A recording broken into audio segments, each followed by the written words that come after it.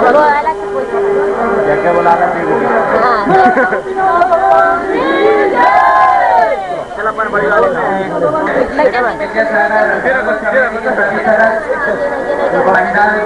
कार्यालय को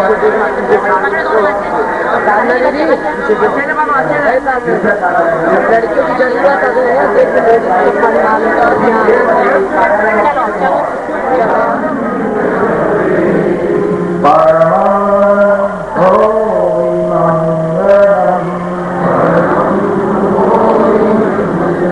जरूरत श्री परमेश्वरी भगवान की जय।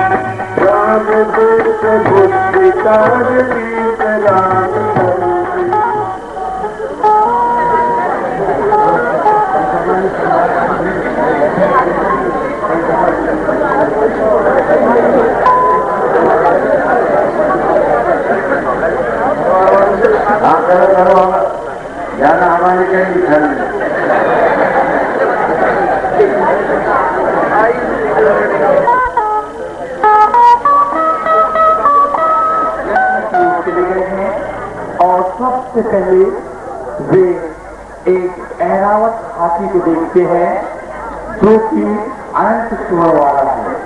यह एक पहला स्वप्न माता के द्वारा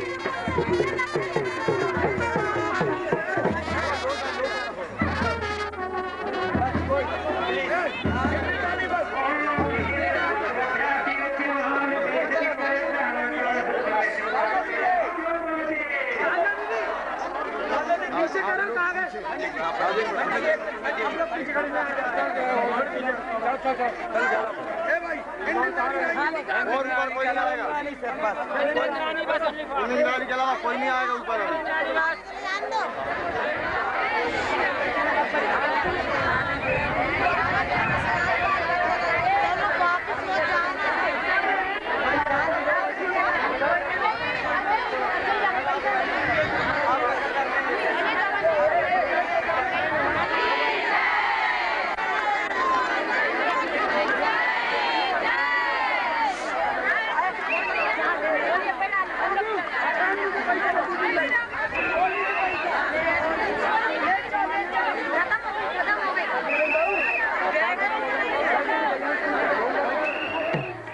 कितना ज्ञान होना चाहिए।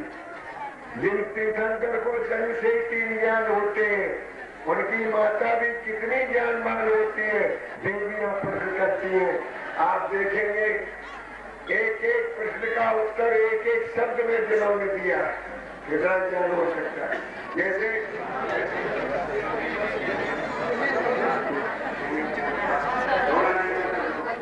जो इंद्रिय मन को वश में करने में असमर्थ है, वो काया दीन है। कौन सी नंबर है? 14 नंबर। कौन मनुष्य विष्णु के समान कहलाता है माता जी? समय व्यर्थ नहीं खोचा है, वो उन्नति कर सकता है। माइक के पास और ये माता, जगत में कन्या उत्तम कौन कहलाती है? कन्या उत्तम कौन मानी जाती है, उसका भी उत्तर है। जो विद्या प्राप्त कर विनयवान होती है।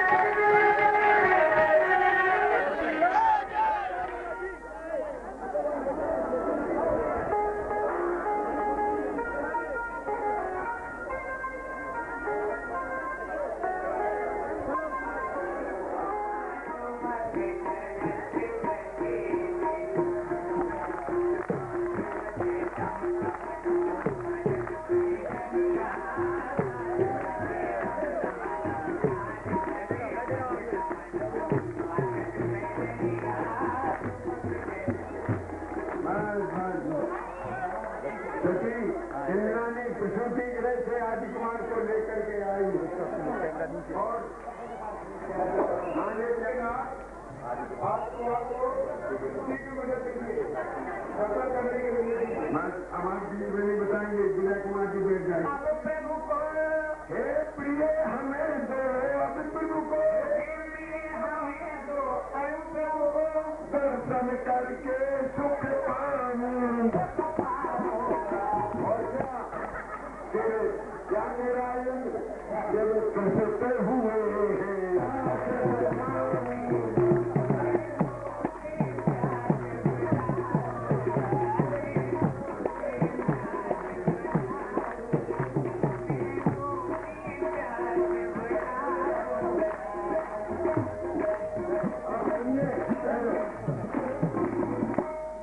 समय से मांग रहा है, इंद्राणी देवी नहीं लीजिए नाथ पावन प्रभु को, नाथ पावन प्रभु को, पावन प्राणेश्वर होता।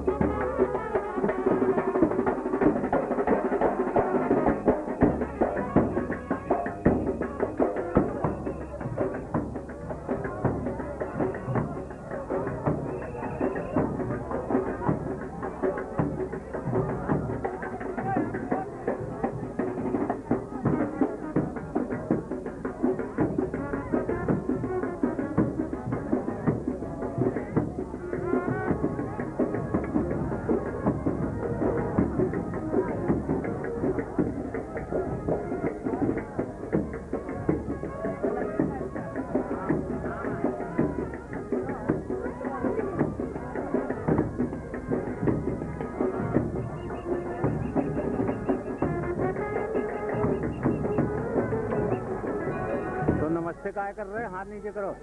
अरे यार धूप लग रही है तो चश्मा पहनो धूप वाला।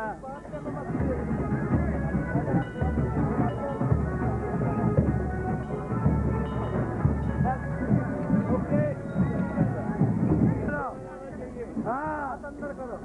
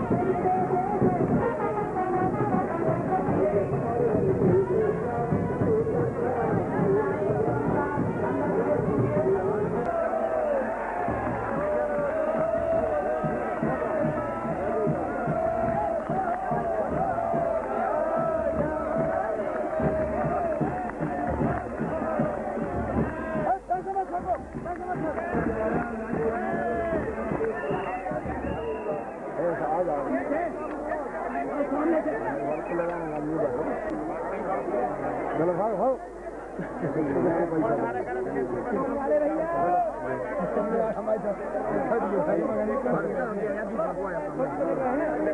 एकदम छोड़ दीजिए आप तो नहीं छोड़ो चलो हाँ उसकी फोटो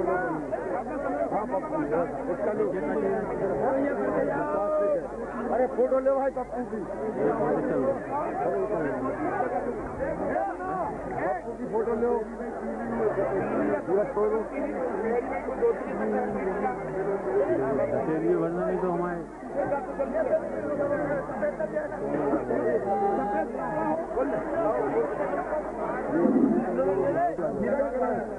हाँ छोड़ दो पूरा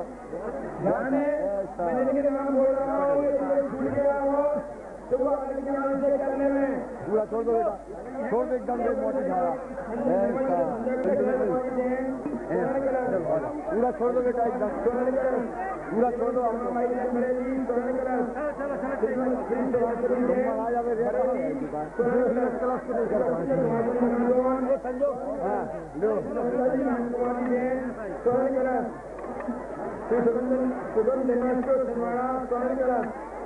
पूरा छोड़ो पूरा छोड़ो पूरा छोड़ो पूरा छोड़ो पूरा छोड़ो पूरा छोड़ो छोड़ो पूरा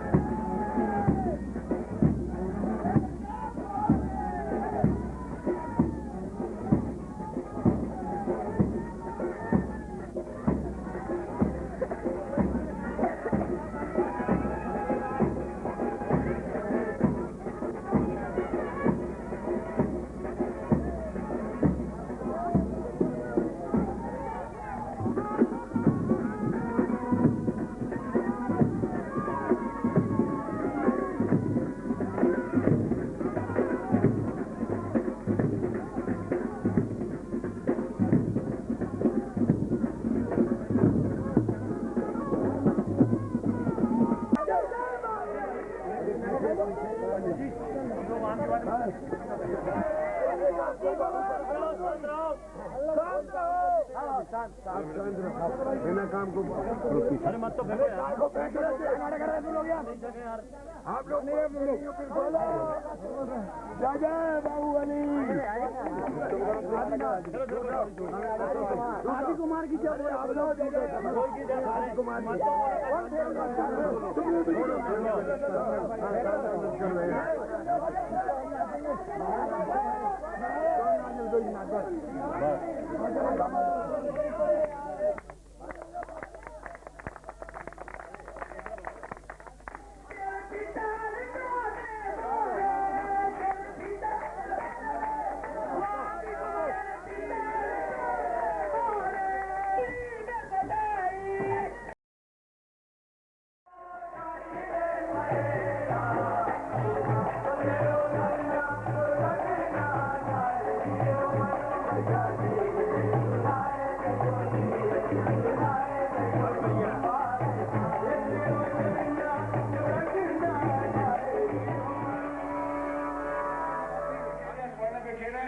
मुद्राएं बिखेरे और नहीं तो आज के कलयुग के चलने वाले कागज बिखेरे, वो तब स्वीकार्य होगा। भगवान को आप अर्पित करें। तो हमारे कार्यक्रम भी चलते रहेंगे। नृत्य का लीजिए भाई अमित कुमार जी।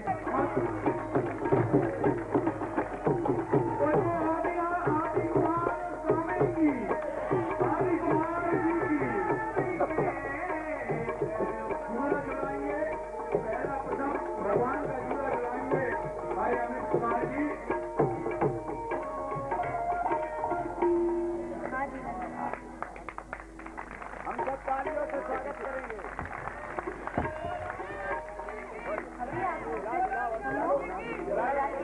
आदिनाथ जैन मंडल की तरफ से पालना नृत्य प्रस्तुत किया जाएगा।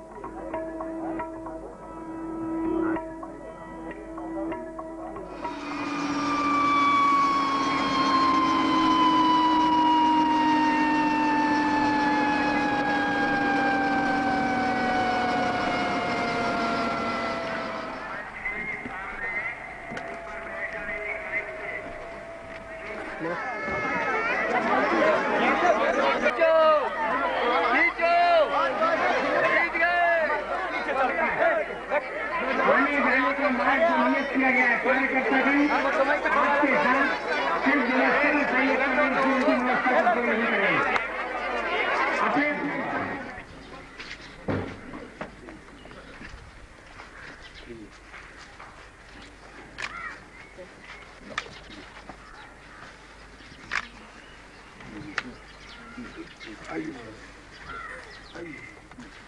बैठो मासा दोनों भाई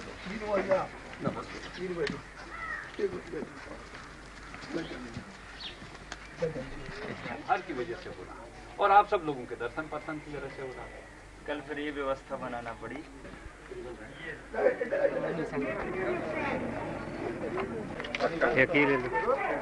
नंदन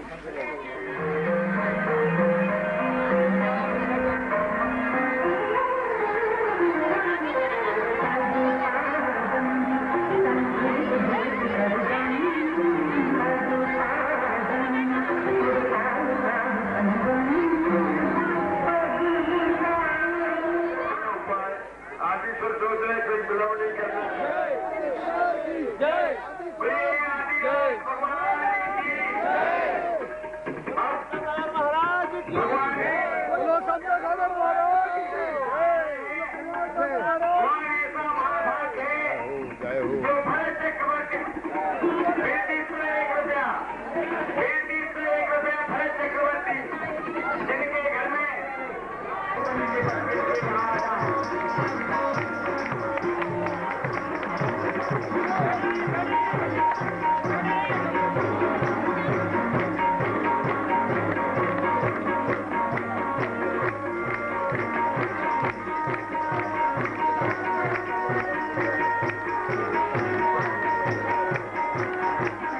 मिस्त्री बोल रहे हैं शाम को तो बोलेंगे, अगर आ जाएंगे तो हम अच्छे हो जाएंगे। और इसी कैंप को थोड़ा और बढ़ाना चाहता हूँ, जब तक ये दरबार ये धूमधाम कम हो तो हम आगम। आप सब अच्छी तरह भली भांति जानते हैं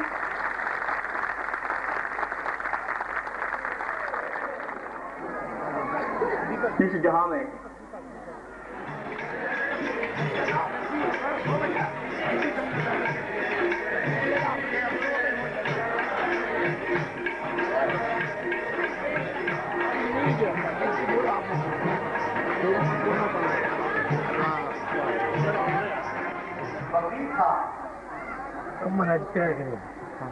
कहाँ था और था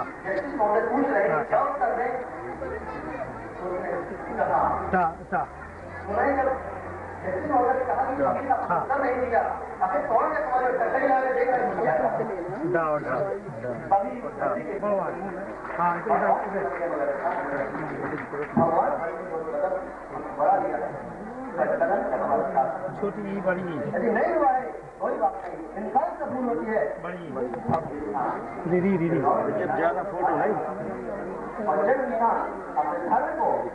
दीदी दीदी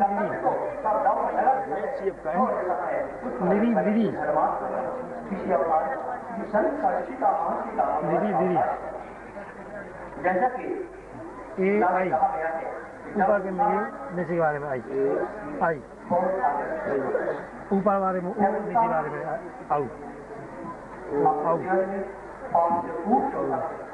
बहुत ज्यादा इतनी मारा बा भा बा भा बा भा भा माँ या बीच बीच या रा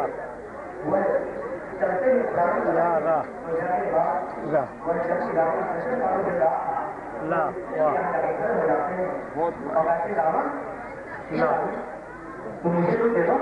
वाह एक नाम है वाह सा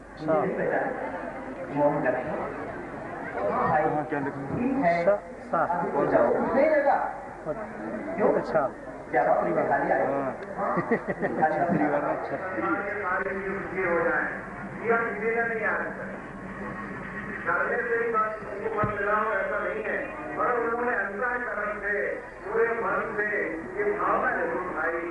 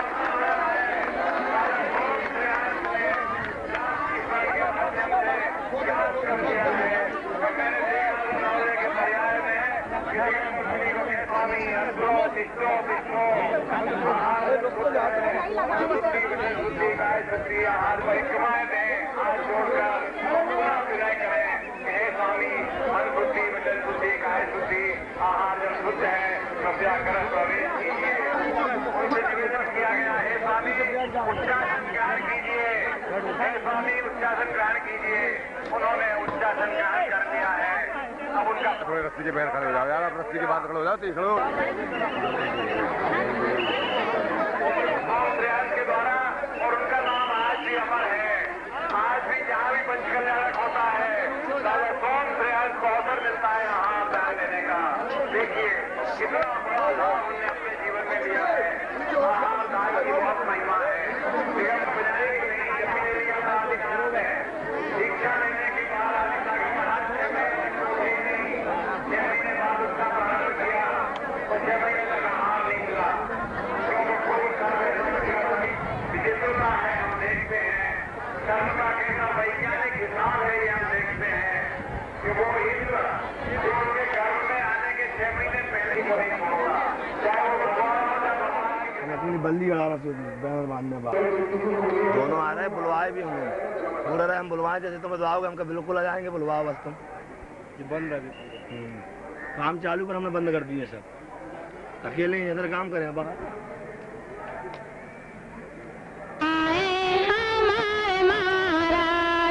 नगरी में आए हमारे महाराज, सावक सावक बैठ गए हैं, सावक सावक बैठ गए हैं।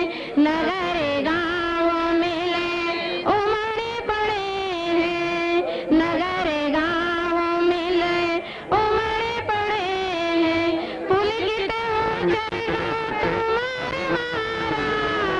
पुलकित हो चलो तुम्हारे महाराज, आए हमारे महाराज, नगरी में आए हमारे महाराज।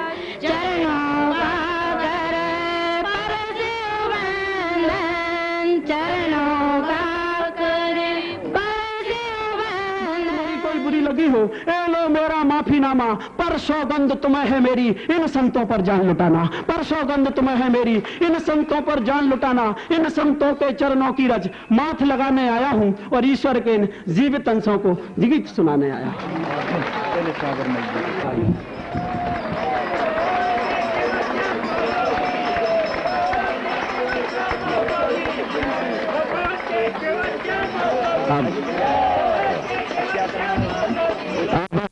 अब देखो तो सही है, अरे बात तो सुनो। अभी हाल वो जो मुनिवर के श्रीमुख से सुनेंगे। पहला दिन गर्भ कल्याणक का दिन था, दूसरा दिन जन्म कल्याणक का दिन था और तीसरा दिन दीक्षा कल्याणक का दिन रहा। आज चौथे कल्याणक की बात हम सुनने के लिए यहाँ पर बैठे हैं, जो कि केवल ज्ञान कल्याणक के रूप में है। इन 5 दिनों में, जबकि कल भगवान को मोक्ष होगा, मोक्ष कल्याणक मनाया जाएगा। जिस आत्मा ने इस संसार में जन्म लिया था, जन्म लेने के बाद में अपने को समझ करके जिसने अपना जीवन साधना में उतारा था, बीत गए थे हजारों वर्ष आत्मा की गहराई में डुबकी लगाते लगाते। आज की वो पावन घड़ी, जबकि युगों युगों के इतिहास में जिसे भगवान का रूप माना गया, पुकारा गया, आज इस पावन बेला में भगवान को केवल अज्ञान हुआ है। अभी भगवान की यात्रा पूरी नहीं हुई है, अभी उनका एक कल्याणक और शेष रहा है। अपनी यात्रा को तय करते करते एक आत्मा इतने आगे बढ़ी कि संसार में रहकर के भी संसार से आज ऊपर उठ गई है। कल के दिन तक वेदिका पर भगवान विराजमान थे, कल के दिन तक भगवान को हमने छुआ था, भगवान को हमने देखा था। आज वेदिका से ऊपर उठकर के समूह शरण की रचना में पहुंच गए हैं। आज हम देख तो सकते हैं पर उन्हें छू नहीं सकते। विगत दिनों के कल्याण की याद दिला रहे हैं कि जब खेत के अंदर बीज बोया गया था और कुशल किसान ने उन अंकुरों के लिए संभारा था, सजाया था, वो पुष्पित और पल्लवित होकर के दुनिया को गंध देने वाले हुए। कल के दिन जबकि भगवान, जो भगवान बनने की हैसियत से यहाँ पर जन्म लेकर के आए थे, भवन को छोड़ करके वन के लिए गए थे। पहला दिन गर्भ कल्याणक का दिन था, दूसरा दिन जन्म कल्याणक का दिन था और तीसरा दिन दीक्षा कल्याणक का दिन रहा। आज चौथे कल्याणक की बात हम सुनने के लिए यहाँ पर बैठे हैं, जो कि केवल ज्ञान कल्याणक के रूप में है। इन 5 दिनों में, जबकि कल भगवान को मोक्ष होगा, मोक्ष कल्याणक मनाया जाएगा, इन 5 दिनों में 2 दिन सवस्त्र दशा के रहे और शेष 3 दिन जो है वो निर्ग्रंथ मुनि मुद्रा के दिन रहेंगे हैं। अभी तक विगत के दिनों में भगवान आपके बीच में थे, माता पिता ने उनके लिए प्यार दिया, सौधर्मेंद्र ने उन भगवान की सेवा की, और दीक्षा कल्याणक के दिन, जबकि कल हम लोग बैठे बैठे देख रहे थे कि पाल की जंगल की ओर जा रही थी, भगवान दीक्षा लेने के लिए जा रहे थे, तो देवताओं में, इंद्रों में और मनुष्यों में वाद विवाद छिड़ गया था। और वो वाद विवाद इसलिए छिड़ा था कि सौधर्मेंद्र चाह रहा था कि मैंने गर्भ कल्याणक और जन्म कल्याणक को महोत्सव के रूप में मनाया, 24 घंटा मैंने ड्यूटी दी, तो दीक्षा के समय मेरा अधिकार पहले होता है कि मैं भगवान के साथ वन को जाऊं और उनकी दीक्षा कराऊं। मनुष्यों ने सोचा, स्वर्गों से उतर करके आए, धरती पर अवतार लिया है भगवान ने, कर्म भूमि के रूप में सृष्टि के लिए परिवर्तित कराया, सामाजिक व्यवस्थाएं बनाई, नीति और न्याय का उपदेश दिया, कर्म भूमि की व्यवस्था वहां से शुरू हुई। और जबकि अपने आत्म धर्म की ओर, मुक्ति के मार्ग पर बढ़ रहे हैं, तो मनुष्यों ने कहा कि हमारा अधिकार है पालकी उठाने का। जब बात हल नहीं हुई तो नाभि राय और मड़ु देवी के पास तक बात पहुंची, और नाभि राय ने जो समाधान दिया वो आज और कल के दिन के महत्व को बताता है। उन्होंने कहा, अभी तक के 2 दिन तो राग और रंग के दिन थे, सो सौधर्मेंद्र और देवी देवता राग रंग के कार्यक्रम मनाते रहे, मगर अब राग की बात नहीं है, अब तो विराग की बात है, अब तो आत्मा के चिराग की बात है, अब भवन की बात नहीं, अब तो वन की बात है, अब तो असंयम की दशा नहीं, संयम की ओर उन्मुख हो रहे हैं। तो समाधान दिया, जो इस धरती पर संयम को अंगीकार करने की पात्रता रखता है, वो भगवान की पालकी में कंधा लगाएगा पहले नंबर। जब ये फैसला सुना तो सौधर्मेंद्र को काटो तो खून नहीं, सौधर्मेंद्र का मुकुट, सौधर्मेंद्र का चेहरा मुरझा गया। अभिषेक के समय हम आगे थे, सारी की सारी क्रियाओं में हमें सौभाग्य मिला करता था, पर आज का फैसला सुनकर के तो आश्चर्यचकित हो गया कि संयम की बात में हम तो संयम नहीं ले सकते। और उस समय सौधर्मेंद्र ने कहा मनुष्यों से कि ले लो हमारा मुकुट, ले लो हमारा सारा का सारा साम्राज्य और वैभव, थोड़ी देर के लिए हमारे लिए मनुष्य की पर्याय दे दो, ताकि हम कंधा लगा करके आगे बढ़ जाएं। का फल है कि आपको साक्षात प्राप्त हो गया है, और ये सब महाराज जी का प्रभाव है। अब महाराज श्री का प्रवचन आप सुनेंगे, महाराज की पूज्य निश्चय भगत जी महाराज की। और यह दूसरा गजरत हो गया था, उसका हम साथ नहीं दे पाए, इसलिए क्षमा तो हम मांगते हैं, इसलिए हमें क्षमा करें। समुची समिति की प्रेरणाई आपसे क्षमा मांगती है, तो हमें समाज की कामना करती है। आज आपने इस मामले क्रीड़ा में जो कुछ देखा, मैंने तो एक बात देखी जो आपको बता दूं, उसके बाद यह जारी चलेगा। और मुल्लाज के आज का आशीष प्रवचन शायद हमारे जीवन के जो भी विकार होंगे, अगर हमारे हृदय के द्वार खुले होंगे तो हमारे हृदय के में सिंहनादी स्वरों का प्रवेश कर सकता है। ऐसे प्रवचन आशीष के होने वाले। इसके पूर्व प्रदर्शनकार जी महोदय ने कहा कि हमको महाराज जी ने भोपाल से जब भेजा सकते हैं, लेकिन आपको महाराज जी ने पिंडे में भेजा, ये पिंडे का सौभाग्य होना चाहिए। 10 पंक्तियां परम गुण सारथी के चरणों है, जिनकी आशीर्वाद सुबह खाओगे कि हमारा गजब निर्विघ्न संपन्न नहीं हुआ,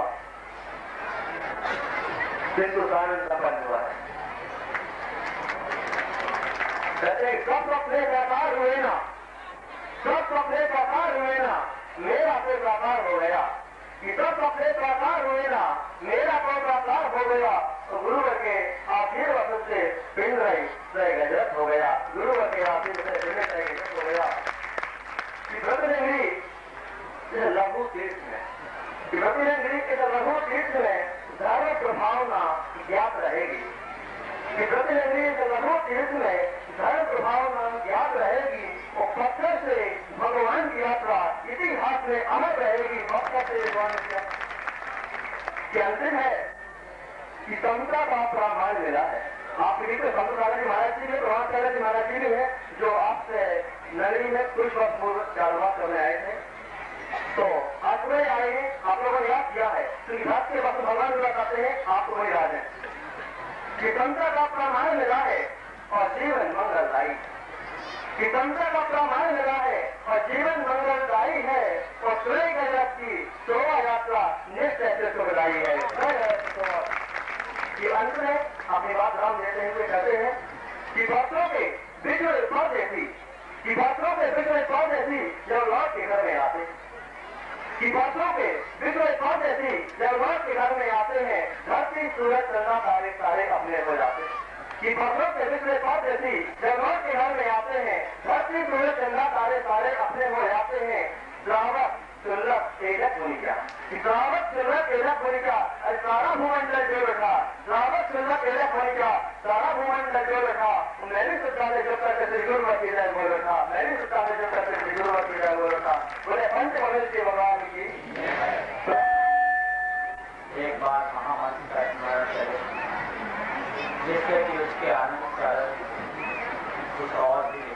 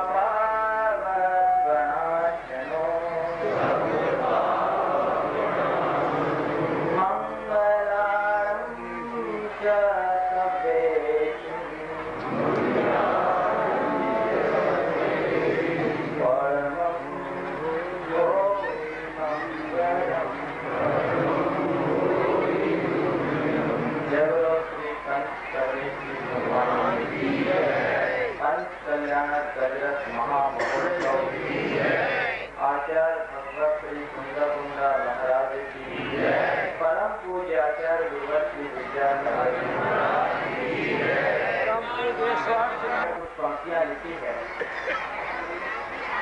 जो आज के संदर्भ में पूरी तरह से साफ हो रही है, इसलिए उसमें कुछ संशोधन करके मैं अपनी बात पूरी शुरू कर रहा हूँ। श्रावक समूह ने पूजा की,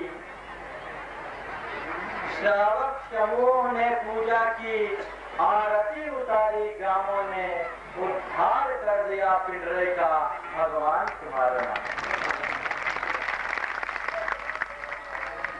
विगत दिनों से एक महान स्थान को लेकर सब लोग अलग अलग उमंगों के साथ चल रहे थे और आज उसकी संपन्नता के बाद ये आनंद का सैलाब मिला है, उसे देखकर आप लोगों का मन अभिभूत तो हुआ ही होगा, पर मैं आपसे कह रहा हूँ कि हम लोगों का भी मन कम अभिभूत नहीं हुआ। बंधुओं, की सफलता की घोषणा तो मैंने उसी दिन कर दी थी जिस दिन यहाँ का ध्वजारोहण हुआ था। और ये तो घोषणा हुई थी, आयोजन तो उसी क्षण सफल हो गया था जिस क्षण आचार्य श्री का आशीर्वाद मिला। पूज्य गुरुवर का ऐसा प्रभाव है कि जिसके प्रति उनके मन में जिनके प्रति उनकी तरफ से आशीर्वाद जुड़ जाता है, उसमें फिर किसी भी प्रकार की सफलता की कोई संभावना नहीं होती। लोग तरह तरह से सीखते हैं, सबकी अपनी अपनी उमंगें थी, पर कुछ न कुछ आशंकाएं तो आ ही जाती है आज बात के वातावरण को देखकर। लेकिन यहाँ के आयोजन ने सारी आशंकाओं को निर्मूल कर आयोजन ऐसे बड़े बड़े स्थानों में हमने खूब देखे हैं, महानगरों में भी गजरत देखे, तीर्थ क्षेत्रों में भी हमने गजरत देखे हैं। अनेकों बार पूज्य गुरुवर के साथ भी हमें गजरत की फेरी में चलने का अवसर मिला है। और वो आनंद के क्षण से जबलपुर के जब पूज्य गुरुवर के साथ चल रहे थे। लेकिन क्या बताऊं, आज जब हम गजरत में परिक्रमा लगा रहे थे तो हमें ऐसा नहीं लग रहा था कि हम अकेले लगा रहे हैं, हमें तो ऐसा लग रहा था कि गुरुवर भी पूरे साथ चले जा रहे हैं, क्योंकि गुरुवर कहीं भी क्यों ना हो। आज जब आहार कर रहे थे तो बार बार थकता आ रहा था, किसी ने कहा आचार्य महाराज याद कर रहे होंगे क्योंकि फेरी आ जाए, वो कहीं भी हो उनकी निगाहें यहाँ टिकी होगी और उसका ये परिणाम है कि सारा का सारा ये सुफल दिखा। और यहाँ के आयोजन जगह जगह के देखे, हर जगह का आयोजन कोई अच्छा और कोई कम अच्छा, कोई अधिक अच्छा, ये तुलना में नहीं करता। धार्मिक महाउत्सव तो सब जगह एक होते हैं, भावनाएं सब जगह एक सी होती है, लेकिन इस पिंडरे की माटी में मैंने एक नई चीज देखा। बड़े बड़े शहरों और महानगरों में नहीं देखा और छोटे छोटे कस्बों में भी बहुत सारे गजरत हम लोगों ने अटेंड किए, लेकिन इस पिंडरे की बात क्या कहूं। भीड़ के मामले में मैं कुछ नहीं करता, भीड़ इससे अधिक और कम कई जगह देखी जा सकती है, पर जनता जनार्दन में जो उमंग मैंने यहाँ देखा वो आज तक कहीं नहीं देखा। इसमें कोई अतिशयोक्ति की बात मैं नहीं कर रहा हूँ। पिछले दिनों से जब ये सुनने को मिला कि यहाँ जैनों के घर मेहमान तो आए हैं तो आए ही है, पूरे पिंडरे का ऐसा एक भी घर नहीं बचा जिसके यहाँ कोई मेहमान नहीं आया, चाहे वो जैन हो या जैन। इस बात से बंधुओं मैं तो ये कहता हूँ कि पिंडरे के इस गजरत ने इस बात को सिद्ध कर दिया कि अगर हम भावनात्मक रूप से कोई कार्य करते हैं तो सामाजिक एकता का सूत्र अपने आप मिल जाता है। और इस गजरत ने सामाजिक एकता, धार्मिक एकता की अनूठी छाप छोड़ी है और वो युगों युगों तक याद किया जाएगा, उसे कोई बिसराया नहीं जा सकता। ये सारी चीज यहाँ से मिली। यहाँ हमें आने के बाद ऐसा नहीं लगा कि ये किसी एक समाज विशेष का आयोजन है, ये आयोजन तो उन सब लोगों का आयोजन था जो भगवान पर आस्था रखते हैं, क्योंकि भगवान किसी समाज के नहीं है, भगवान किसी संप्रदाय के नहीं है, भगवान किसी वर्ग के नहीं है, भगवान तो भक्तों के हैं। जो भगवान को याद करता है भगवान उसके है। और यहाँ के भक्तों ने दिखा दिया कि भले ही आयोजन के कर्णधार कोई और है, पर उसके साथ लगने वाले तो पूरी की पूरी यहाँ की पिंडरे की जनता। ऐसा बहुत कम मिलता है। छोटे छोटे गांवों में आयोजन होते हैं, बड़े बड़े शहरों में भी आयोजन होते हैं, पर वो आयोजकों तक ही सीमित हो गया। लेकिन जिस उमंग और उल्लास के साथ यहाँ पर ये सब कुछ किया गया है, निश्चयता वह प्रशंसनीय है।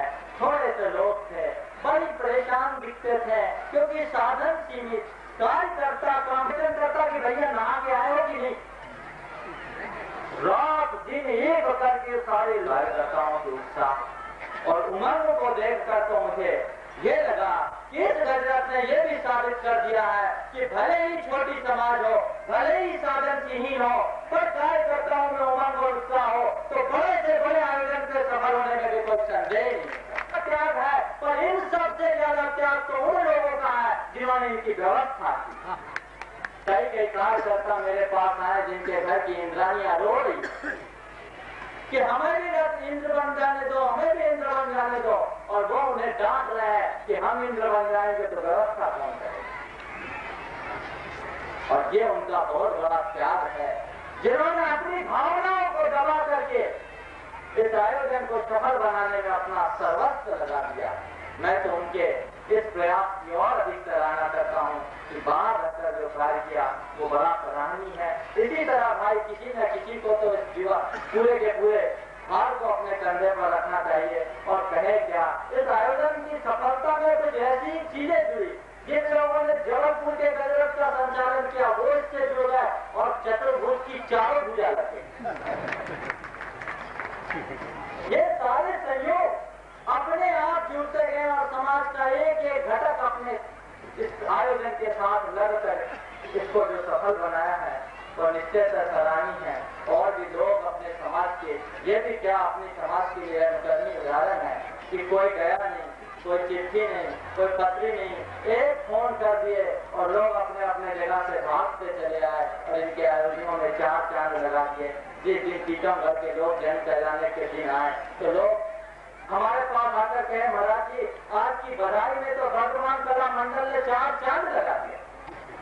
ये भी एक समाज की भावना का निदर्शन है, उदाहरण है कि आज समाज में कितनी निष्ठा है कि कहीं भी अगर कोई सामाजिक कार्यक्रम होता है, कहाँ टीकमगढ़, कहाँ पिंडरई, कहाँ बाटोदा, कहाँ पिंडरई, लेकिन खबर गई और चले आए बंधुओं। पिंडरई वालों को भी ये मानकर रखना, जिस तरह तुम्हारे निमंत्रण पर वो बाहर से आए हैं, इसी तरह कभी तुम्हें निमंत्रण मिले तो तुम भी एक फोन के साथ चले जाना, चिट्ठी की भी प्रतीक्षा करते। इस तरह से कार्यक्रम करोगे तभी सफल होगा बंधुओं। ये जो कुछ हुआ है ये किसके कृपा से हुआ है सब जानते हैं। अगर आचार्य श्री की गरज है हम सबके ऊपर नहीं होता।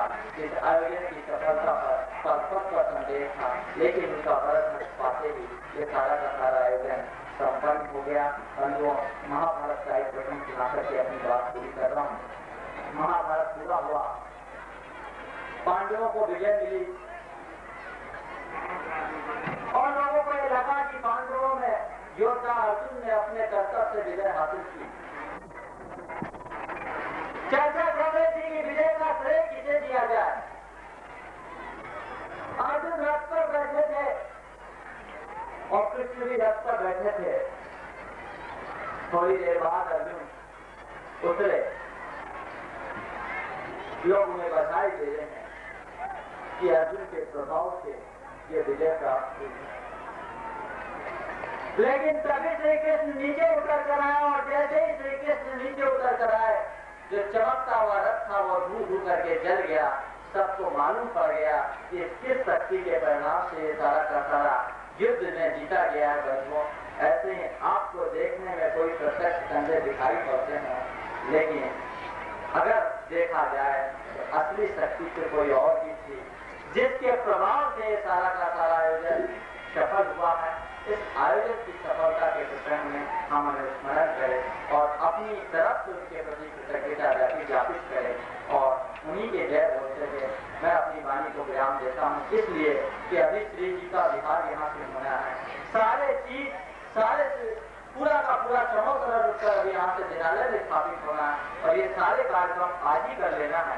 इसलिए अपने मन में भगवान के प्रति भक्ति बनाए रखें, अपनी आस्था को दृढ़ बनाकर देव शास्त्र गुरु के प्रति अगर हम समर्पित होकर चलते हैं तो हमारे कल्याण में किसी भी प्रकार का विलंब है।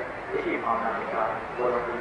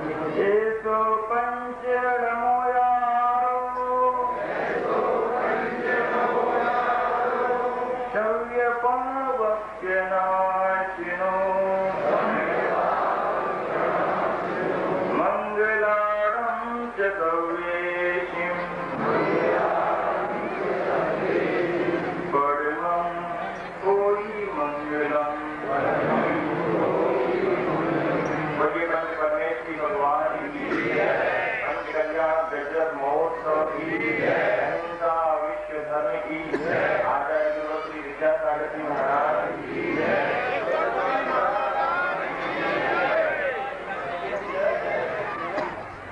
अभी की पंक्तियां हैं। नाव को फेंकर किनारे से लगाया, समझ दीपक आंधियों में है जलाया।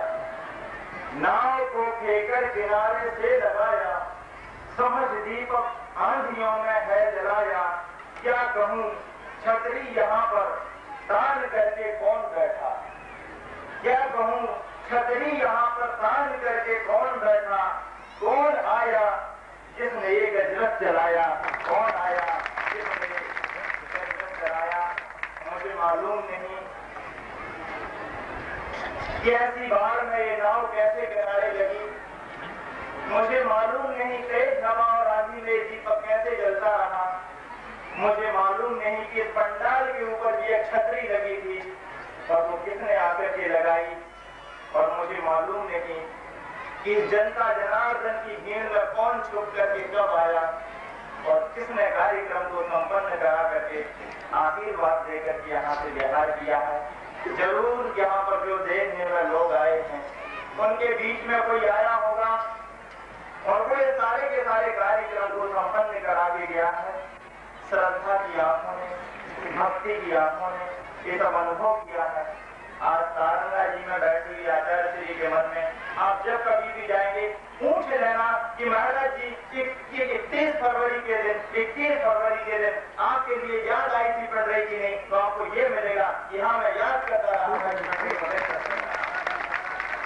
हम लोगों के बाद में जाकर के संपर्क किया, आचार्य श्री से पहले आशीर्वाद किया और शुरुआत में तो सभी लोग आशान्वित रहे कि आचार्य श्री स्वयं यहाँ पधारेंगे और ऐसा कि और कहीं का पुण्य प्रबल रहा होगा। आचार्य श्री ने बिहार गुजरात की ओर किया, मगर ऐसा नहीं है जहाँ आशीर्वाद दे दिया हो उसे वो भूल करके जा रहे हो।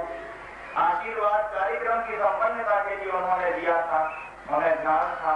जब लोग उनके पास में गए, महाराज जी आपका बिहार इस तरफ हो रहा है, पिंडरी उस तरफ है, तो आचार्य श्री ने कहा चिंता नहीं करो तुम्हारा कार्यक्रम सफल होगा। महाराज जी बिना मेरी सानिध्य के, आचार्यों के सानिध्य में कार्यक्रम कैसे संपन्न होगा, तो बोले चिंता नहीं करो, जिन महाराजों का तुम्हारे यहाँ चातुर्मास हुआ था उनको ले जाओ, कार्यक्रम सफल होगा। महाराज श्री आपके पधारने की सभी लोगों में उम्मीद है, भावना है, आप पधारो। महाराज श्री तो आएंगे ही, और यदि आप नहीं आएंगे तो हम लोग इतना बड़ा कार्यक्रम कैसे करेंगे। तो आचार्य जी ने जो एक शब्द कहा था वो आज भी गूंज रहा है। ये लोगों के सामने कहा था, उन लोगों ने आकर के सुनाया कि आचार्य श्री से जब नर्वस होकर के, निराश होकर के निवेदन करने लगे कि महाराज हम लोग क्या करेंगे, तो आचार्य श्री ने कहा चिंता नहीं करो, चमत्कार होगा। चमत्कार शब्द उन्होंने कहा और देख लो इन 5-7 दिनों में यदि चमत्कार ना हुआ हो तो आप बताओ। ये जो तारीख पंचगंजा के जन्म महोत्सव की 16 से 21 फरवरी की थी, पत्रा उठा करके ज्योतिषियों से पूछ लो, इसमें पानी का योग था।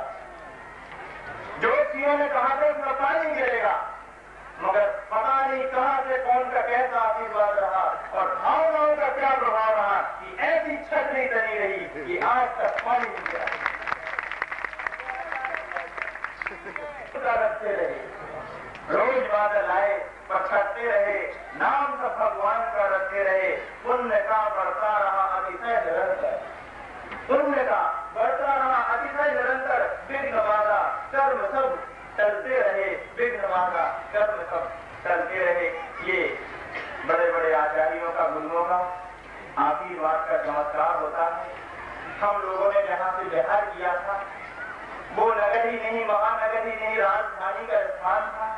सुना ऐसा जाता है कि राजधानी में एक बार कोई भी चला जाए, कपड़ा वाला चला जाए तो कुर्सी में चमक जाता है, और दारू यदि चला जाए तो राजनीति में रह जाता है।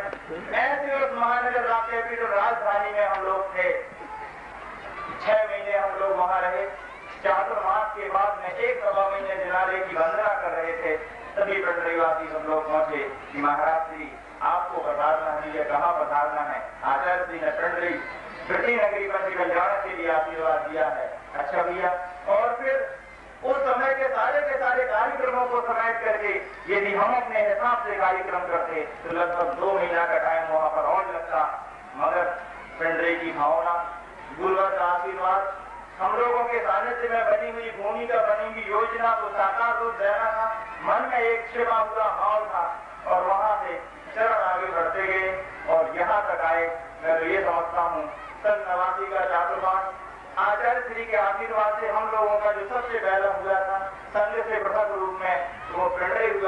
इस पिंडरी के प्रभाव ने हमारे लिए आचार्य श्री के आशीर्वाद से यदि राजधानी तक भेजाया था, तो राजधानी से आचार्य श्री के आशीर्वाद से पिंडरी तक हम आज, और उसी की वजह से ऐसी चीज में, ऐसी हवाओं में, मौसम की प्रतिकूलता में भी सब लोग यहाँ तक चलकर के आए। मैंने किया है, तुमने किया है, किसने किया है कोई नहीं जानता है। महाराज जी ने उदाहरण सुना दिया है। वो उदाहरण सिर्फ इतना था कि अर्जुन बैठा रहा रथ में और अहंकार के माध्यम से सारा हुआ था कि मैंने ही सारा का सारा युद्ध जीता है। पर कृष्ण ने तो कह दिया था, अर्जुन तुम भूल न हो, तुम्हें मालूम नहीं है, ऐसा लगता है कि तुमने युद्ध जीता है, पर युद्ध तो कहीं और से जीता गया। और कृष्ण उतर आए थे, अर्जुन को भी उतार दिया था, और जब तक कृष्ण बैठे रहे तब तक सारी की सारी व्यवस्था और सुरक्षा थी। जब अर्जुन के बाद में कृष्ण उतरे तो व्रत चला गया था। ये सारी की सारी रथ यात्रा, गजरथ महोत्सव का प्रभाव, पंच कल्याण प्रतिष्ठाएं जो होती हैं, भावनाओं का खेल होता है, पैसा पद और प्रतिष्ठाएं, तो ये सब औपचारिकताएं हुआ करती हैं। इनमें भगवान की भक्ति और भावनाएं मुख्य करती हैं। बड़ा बड़ा से साहूकार भी जयपुर से मूर्ति के रूप में पाषाण को उड़ा सकता है और पत्थर की बेली पर पाषाण के लिए प्रतिष्ठापित कर सकता है। पर ध्यान रखना बंधु, पैसे से पत्थर आ सकता है, पैसे से मूर्ति बन सकती है, पर बिना भावनाओं के कभी भगवान नहीं बनते हैं। यदि भगवान बना है पाषाण तो वो भावनाओं का प्रभाव है। यहाँ तो भावनाएं सभी की रही है, तभी यहाँ जाकर के प्रभावना हुई है। जैन जैनेतर बंधु आए हैं, यहाँ के आयोजन में इतना आनंद आया है कि जैनेतर बंधु रोज रोज जैनियों से ज्यादा संख्या में प्रवचन का लाभ लेते रहे। और उन्होंने मद्य छोड़ने के नियम दिए, उन्होंने शराब छोड़ने के लिए नियम दिए, उन्होंने शाकाहार को अंगीकार किया और उनके लिए सार्वजनिक रूप से सारे के सारे प्रवचन मिले।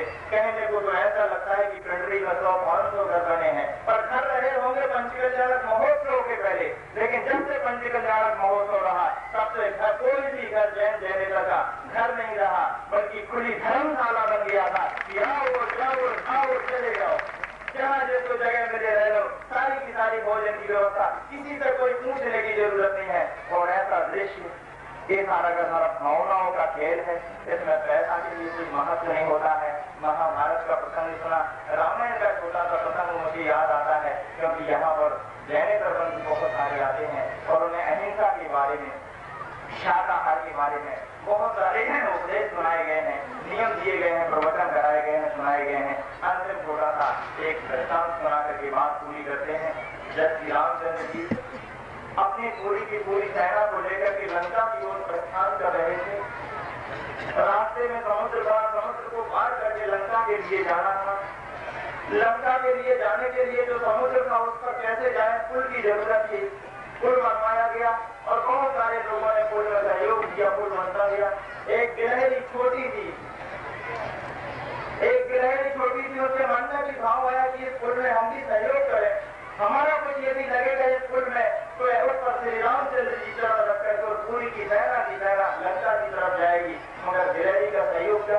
जहाँ नल नील जैसे इंजीनियर, जहाँ हनुमान जैसे योद्धा और जहाँ बड़े बड़े बलशाली वाला सैन्य लोग जहाँ थे, वहाँ एक गिलहरी की भूमिका क्या हो सकती है। और उसने क्या भूमिका निभाई और क्या आशीर्वाद मिला, 2 मिनट में बात पूरी करते हैं। और गिलहरी ने जब विचार किया सहयोग करने का तो उसके पास कुछ नहीं था और वो रोज समुद्र के पानी में जाकर के डुबकी लगाए और बाहर निकल करके रेत में लोटा करती थी और रेत जो भी दाने उसके शरीर में लग जाते थे वो जहाँ पर पुल का काम चल रहा था वहाँ जाकर के रेत की करा देती थी और वापिस आकर के सब पानी में अपना शरीर गीला करे और फिर रेत में लेटे और 10-25 दाने लगाकर किधर गिराए। सुबह से शाम तक 5-8 किलो को दाने इकट्ठे कर पाती थी रेत के काम। और फिर ऐसा करते करते लोग देखा करते हंसते भी थे कि 10-25 दाने लाती हैं, सुबह से शाम तक मेहनत करती है, 5-8 किलो रेत के दाने इकट्ठे होते हैं, कंकड़ इकट्ठे होते हैं, चलो भाई इसकी भावनाएं लगाते जाओ पुल में। और जब पूरा पुल तैयार हो गया, श्री रामचंद्र जी जब उसका निरीक्षण करने के लिए आए तो उन्होंने गिलहरी को भी देखा,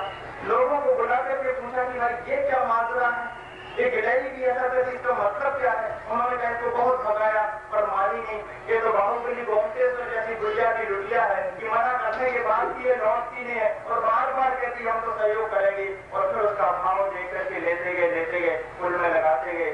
श्री रामचंद्र जी तुरंत वापस लौटे तो कहा सबको बुलाओ, जिन्होंने पुल बनाने में योगदान दिया है सबको बुलाओ। और हमारी मीटिंग ली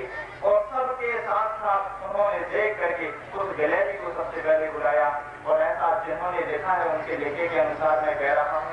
और उन्होंने सबके सामने उस गिलहरी को अपने हाथ में उठाया और उस गिलहरी की दान की, उसकी शक्ति की भूरी भूरी प्रशंसा की कि बड़े बड़े लोगों ने बड़े बड़े सामर्थ और धन संपदा के काम जो किए हैं वो तो प्रशंसा के पात्र हैं ही, मगर एक गिलहरी जिसकी मुट्ठी भर ध्यान, मुट्ठी भर प्राण, और इसने भी यदि इतना सहयोग दिया है तो इसकी प्रशंसा की जाए। और ऐसा लिखने वाले ने लिखा है, जब सबके बीच में बड़े बड़े दातारों के श्रम करने वालों के बीच में उस गिलहरी को अपने पंजे पर रख करके श्री राम ने अपना हाथ फेरा आशीर्वाद का, ऐसा कहा जाता है कि उस गिलहरी की जाति पर, उसके वंश पर आशीर्वाद के रूप में 3 लाइनें आज भी सीरी हुई है, आज भी सफेद लाइनें हैं, जो ऐसा सुना जाता है, लगाया जाता है गणेश कि वो राम के आशीर्वाद की प्रतीक है। वो 3 लाइनें पता नहीं इस पूरे के पूरे आयोजन को सफल बनाए हैं।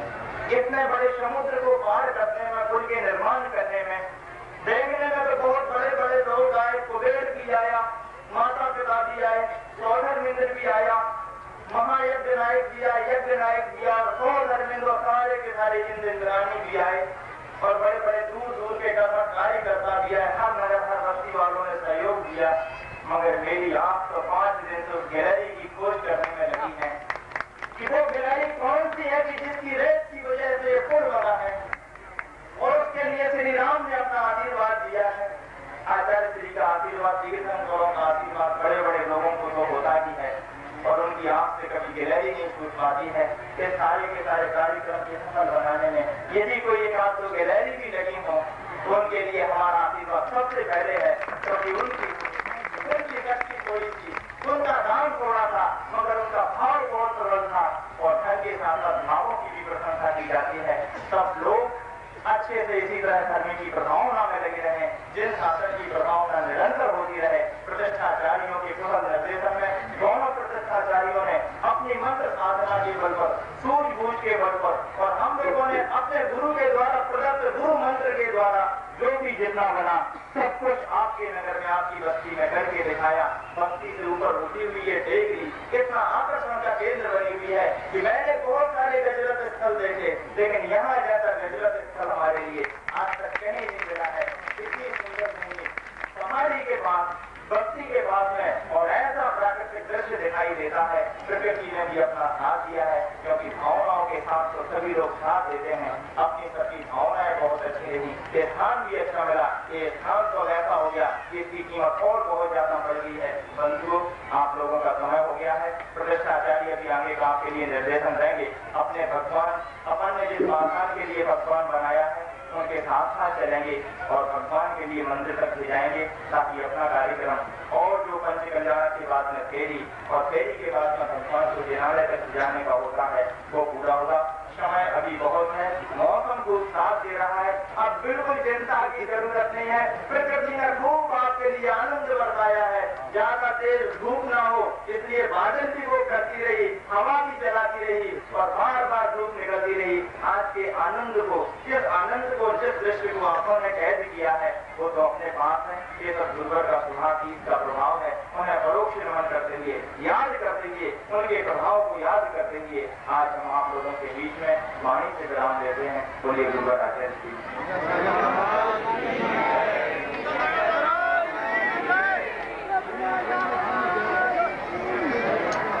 कर दिया जाए, आगामी